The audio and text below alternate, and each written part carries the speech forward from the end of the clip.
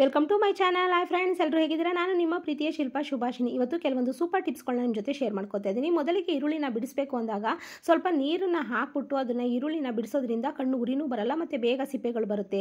ಮತ್ತು ಈರುಳ್ಳಿ ಬೆಳ್ಳುಳ್ಳಿನ ಸುಡಬೇಕಾದ್ರೆ ಈ ರೀತಿ ಸುಡೋದ್ರಿಂದ ಬೇಗ ಈರುಳ್ಳಿ ಬೆಳ್ಳುಳ್ಳಿನ ಸುಡ್ಬೋದು.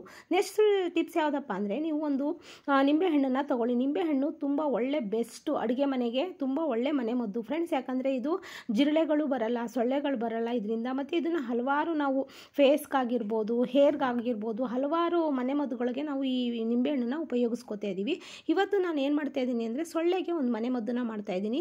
ನಿಂಬೆಹಣ್ಣನ್ನು 2 ಭಾಗವಾಗಿ ಕೂದಿ ಅದ್ರ ಸುತ್ತ ನಾನು ಲವಂಗಗಳನ್ನ ಹಾಕ್ತಾ ಇದ್ದೀನಿ.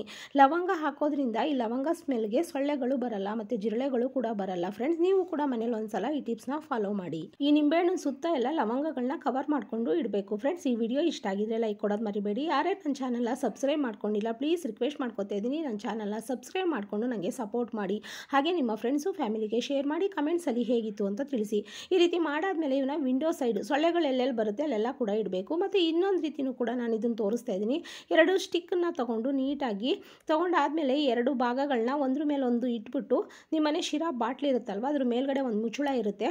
ಆ ಮುಚ್ಚಳ ವೇಸ್ಟು ಅಂತ ಎಸೆಯೋಕ್ಕೆ ಹೋಗ್ಬಿಡಿ. ಅದ್ರ ಕೆಳಗಡೆ ಇವೆರಡನ್ನು ಇಟ್ಬಿಟ್ಟು ಈ ರೀತಿ ಒಂದು ಬತ್ತಿಗೆ ಎಣ್ಣೆನ ಅದ್ದಿ, ಸೊಳ್ಳೆಗಳ ನಿವಾರಣೆಗೆ ಇದೊಂದು ಬೆಸ್ಟ್ ಮನೆಮದ್ದು ಅಂತ ಹೇಳೋಕ್ಕೆ ಇಷ್ಟಪಡ್ತೀನಿ ಫ್ರೆಂಡ್ಸ್.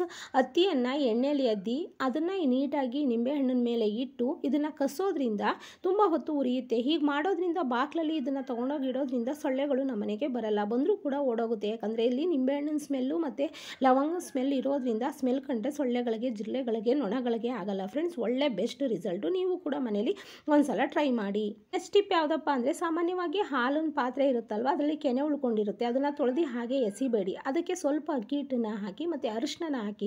ಯಾಕಂದರೆ ಇದು ತುಂಬ ಒಳ್ಳೆ ನಮ್ಮ ಫೇಸನ್ನು ಗ್ಲೋ ಮಾಡುತ್ತೆ, ತುಂಬ ಒಳ್ಳೆ ರಿಸಲ್ಟ್ ಕೊಡುತ್ತೆ ಫ್ರೆಂಡ್ಸ್ ಹಾಲಿನ ಕೆನೆ. ಯಾಕಂದರೆ ಈಗ ಸೀಸನ್ನು ಕೋಲ್ಡ್ ಆಗಿರೋದ್ರಿಂದ, ಕೊರೆ ಬೀಳ್ತಾ ಇರೋದ್ರಿಂದ ನಮ್ಮ ಮೈಕೈ ಎಲ್ಲ ತುಂಬ ಹೊಡಿತಾ ಇರುತ್ತೆ. ಅಂಥ ಟೈಮಲ್ಲಿ ನಮ್ಮ ಕೈಗಳಿಗೆಲ್ಲ ಈ ರೀತಿ ಫೇಸ್ಗೆಲ್ಲ ನಾವು ನೀಟಾಗಿ ಈ ರೀತಿ ಮನೇಲೇ ಈ ರೀತಿ ಪೇಸ್ಟನ್ನ ತಯಾರು ಮಾಡ್ಕೊಂಡು ಹಾಕೊಳ್ಳೋದ್ರಿಂದ ಸ್ಕಿನ್ನು ತುಂಬ ಚೆನ್ನಾಗಾಗುತ್ತೆ ಮತ್ತು ಸ್ಕಿನ್ನು ಕೂಡ ಗ್ಲೋ ಆಗುತ್ತೆ. ನೋಡಿ ನಾನು ತೋರಿಸ್ತಾ ಇದ್ದೀನಿ.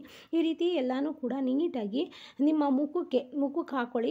ನೀಟಾಗಿ ಈ ಥರ ಎಲ್ಲನೂ ಹಾಕಾದ್ಮೇಲೆ ಮಸಾಜ್ ಮಾಡಿ ಒಂದು 1/4 ಗಂಟೆ ಹಾಗೆ ಬಿಟ್ಟು ಆಮೇಲೆ ಉಗುರು ಬೆಚ್ಚ ನೀರಿಗೆ ತೊಳೆಯೋದ್ರಿಂದ ಫೇಸು ತುಂಬ ಗ್ಲೋ ಆಗಿ ತುಂಬ ಚೆನ್ನಾಗಿರುತ್ತೆ. ಅರಿಶಿನೂ ಕೂಡ ನಮ್ಮ ಫೇಸ್ಗೆ ಒಳ್ಳೆ ಗ್ಲೋ ಕೊಡುತ್ತೆ. ಮತ್ತು ಹಾಲಿನ ಕೆನೆ ಮತ್ತು ಅಕ್ಕಿ ಹಿಟ್ಟು ಅದು ಕೂಡ ಒಳ್ಳೆ ರಿಸಲ್ಟ್ ಕೊಡುತ್ತೆ. ನೋಡಿ ನಾನು ಲೈವ್ ಆಗಿ ತೋರಿಸ್ತಾ ಇದ್ದೀನಿ. ಇದು ಎಷ್ಟು ಚೆನ್ನಾಗಿ ಗ್ಲೋ ಆಗಿದೆ ಅಲ್ವಾ? ನೀವು ಕೂಡ ಮನೇಲಿ ಒಂದ್ಸಲ ಟ್ರೈ ಮಾಡಿ. ನೆಕ್ಸ್ಟ್ ಟಿಪ್ ಯಾವುದಪ್ಪ ಅಂದರೆ, ಸಾಮಾನ್ಯವಾಗಿ ನಿಮ್ಮ ಮನೇಲಿ ಯಾವ ಪೇಸ್ಟನ್ನು ಉಪಯೋಗಿಸ್ತೀರಾ ಆ ಪೇಸ್ಟನ್ನು ತೊಗೊಂಡು ನಿಮ್ಮ ಉಗುರುಗಳಿಗೆ ಈ ರೀತಿ ಹಚ್ಕೊಳ್ಳಿ. ಕಾಲ್ಗೂ ಅಷ್ಟೇ, ಕೈಗಳಿಗೂ ಅಷ್ಟೇ. ಅದರಲ್ಲೂ ಚಿಕ್ಕ ಮಕ್ಕಳಿಗೆ ಈ ರೀತಿ ಹಚ್ಚಿ ಸ್ನಾನ ಮಾಡಬೇಕಾದ್ರೆ ನೀಟಾಗಿ ಇವುಗಳನ್ನ ವೇಸ್ಟ್ ಬ್ರಷ್ ಇರುತ್ತಲ್ವ ಅದರಿಂದ ಉಜ್ಜೋದ್ರಿಂದ, ಸ್ನಾನ ಮಾಡಬೇಕಾದ್ರೆ ಮಕ್ಕಳಿಗೆ ಈ ರೀತಿ ಹಚ್ಚಿ ನೀಟಾಗಿ ಈ ರೀತಿ ಎಲ್ಲ ಕ್ಲೀನ್ ಮಾಡೋದ್ರಿಂದ ನೈಲ್ಗಳು ತುಂಬ ಚೆನ್ನಾಗಿರುತ್ತೆ ಫ್ರೆಂಡ್ಸ್. ನೀವು ಕೂಡ ಮನೇಲಿ ಒಂದ್ಸಲ ಟ್ರೈ ಮಾಡಿ. ಆದಷ್ಟು ಮಕ್ಕಳಿಗೆ ಈ ರೀತಿ ಎಲ್ಲ ಮಾಡಿಸಿ, ಯಾಕಂದರೆ ಒಳ್ಳೆ ಅಭ್ಯಾಸಗಳು ಇವೆಲ್ಲ. ಈ ವಿಡಿಯೋ ಇಷ್ಟ ಆಗಿದ್ರೆ ಲೈಕ್ ಕೊಡಿ friends. Thank you so much.